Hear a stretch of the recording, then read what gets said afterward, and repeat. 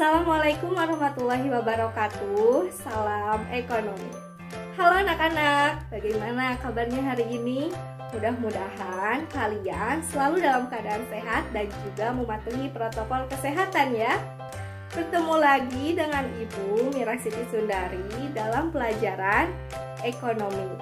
Bagaimana? Sudah siap belajar ekonomi? Jika sudah, jangan lupa untuk mengisi presensi yang telah Ibu sediakan di Google Classroom. Keadaan perekonomian suatu negara dapat dilihat dari beberapa indikator. Ada yang tahu apa saja? Ya, ada pendapatan nasional, pendapatan per kapita, inflasi, dan pengangguran.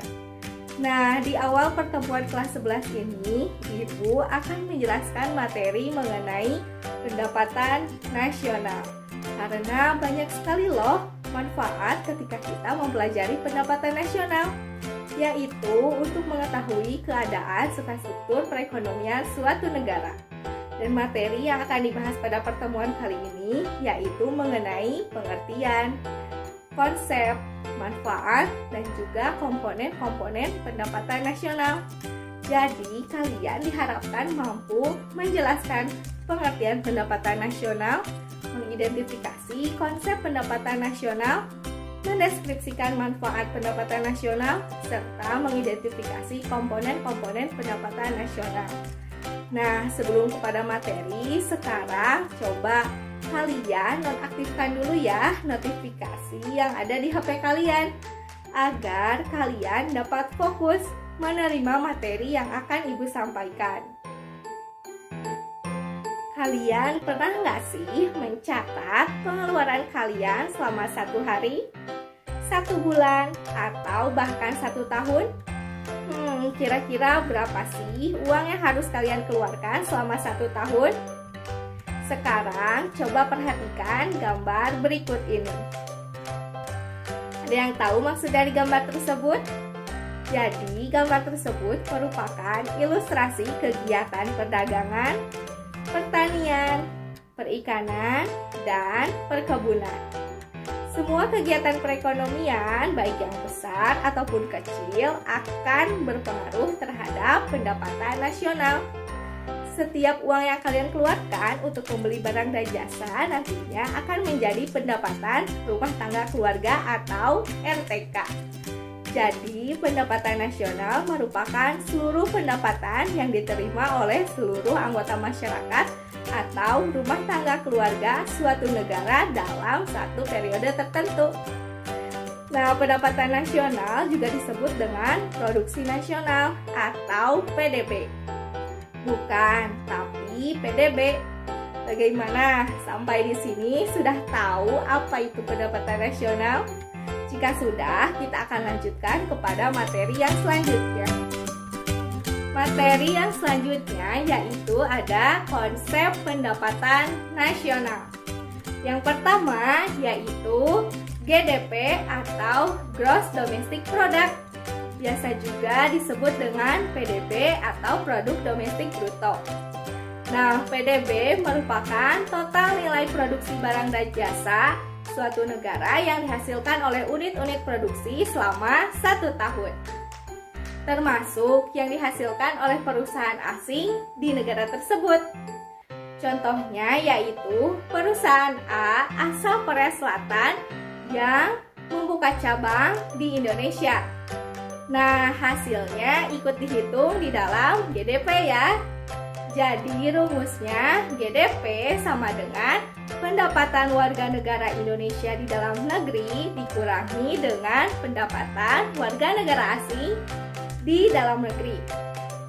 Yang kedua yaitu ada GNP atau Gross National Product. GNP merupakan total nilai seluruh produksi barang dan jasa yang dihasilkan suatu negara selama 1 tahun. Termasuk yang dihasilkan warga negara tersebut di luar negeri. Misalnya nih, Ibu kan warga negara Indonesia. Nah, Ibu berjualan pakaian di Malaysia. Maka hasilnya ikut dihitung di GNP. Jadi rumusnya GNP sama dengan GDP ditambah dengan pendapatan neto dari luar negeri. Pendapatan neto dari luar negeri adalah pendapatan warga negara Indonesia di luar negeri dikurangi dengan pendapatan warga negara asing di dalam negeri. Yang ketiga yaitu ada NNP atau Net National Product. Nah, NNP merupakan hasil GNP yang telah dikurangi penyusutan modal produksi. Jadi, intinya NNP ini merupakan konsep pendapatan nasional yang hanya melihat kepada neto atau laba bersih. Jadi, rumusnya NNP sama dengan GNP dikurangi dengan penyusutan ditambah barang pengganti modal. Nah, penyusutan adalah berkurangnya nilai barang tahan lama akibat pemakaian. Yang keempat yaitu ada NNI atau Net National Income. NNI merupakan hasil balas jasa yang diterima oleh masyarakat pemilik faktor produksi. Jadi rumusnya NNI sama dengan NNP dikurangi pajak tak langsung ditambah dengan subsidi. Pajak tak langsung adalah pajak yang bisa dialihkan ke pihak lain atau ke orang lain.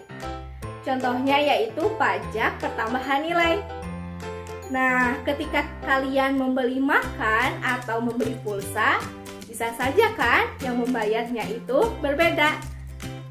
Kalau subsidi itu merupakan bantuan dari pemerintah yang diberikan langsung kepada masyarakat. Yang kelima yaitu ada PI atau Personal Income.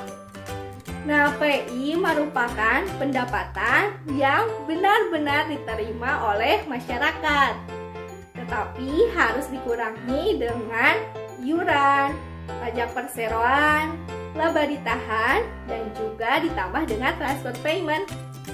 Jadi rumusnya PI sama dengan NNI ditambah dengan transfer payment dikurangi laba ditahan, iuran asuransi, iuran jaminan sosial, dan juga pajak perseorangan. Transfer payment adalah bukan balas jasa yang diterima tahun ini, melainkan sebagian pendapatan di tahun lalu.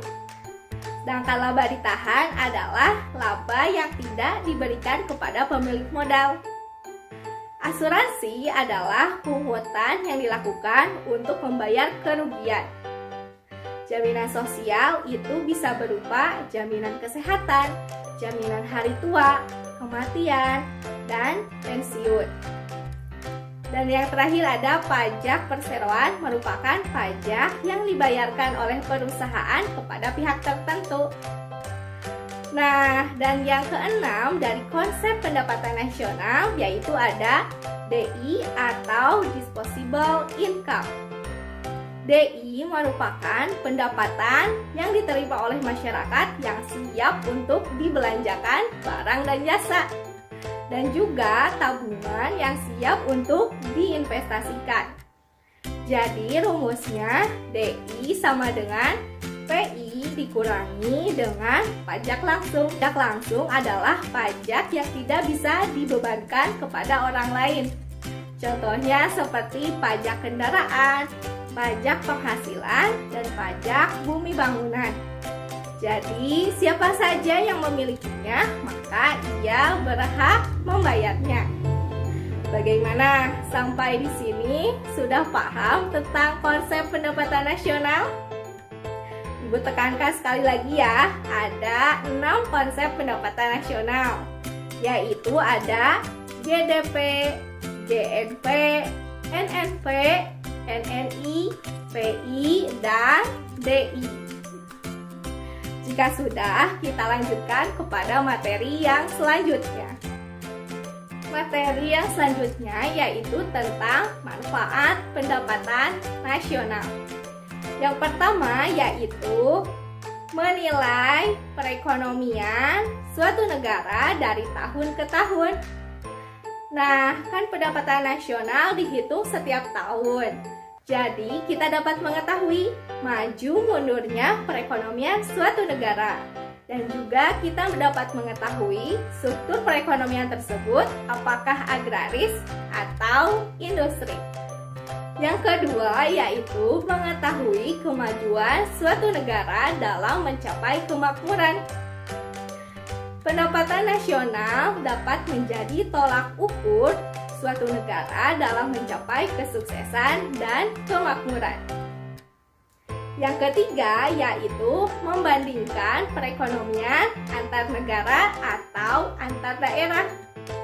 Nah, dengan data pendapatan nasional kita dapat mengetahui kenapa sih negara A pendapatannya lebih kecil daripada negara B. Yang keempat yaitu membantu pemerintah dalam menetapkan kebijakan perekonomian. Dengan data pendapatan nasional, kita dapat mengetahui kelemahan perekonomian suatu negara. Sehingga kita dapat tahu langkah apa yang harus dilakukan untuk memperbaiki perekonomian di masa yang akan datang.